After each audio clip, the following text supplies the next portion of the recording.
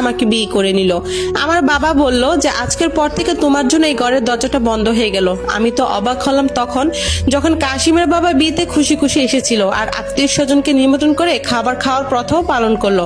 একেবারে যে অখুশি ছিল তা না, বলা হয় যে ভালোবাসা কোনো পাপ ছিল না। আমার বিয়েতে আমি আমার জায়ের সাথে প্রথম দেখা করি। সে আমাকে আশ্বস্ত করেছিল যে বলেছিল সবকিছু ঠিক হয়ে যাবে। এবার আমার বর দিনরাত পরিশ্রম করতে লাগলো, কারণ আমাদের অনেক পয়সার প্রয়োজন ছিল। সে সকালে যেত আর রাতের বেলা বাড়ি ফিরতো।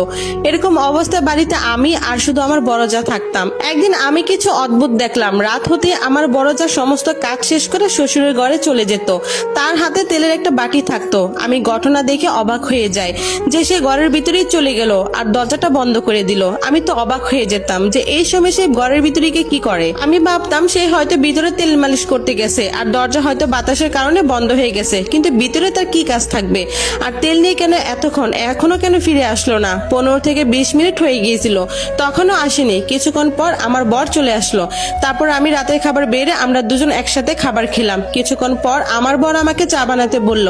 আমি চা বানানোর জন্য যখন দ্বিতীয়বার রান্নাঘরে গেলাম তখন আমি দেখলাম যে আমার বড় চা তার ঘরে নেই। আবার এদিকে শ্বশুরের ঘরে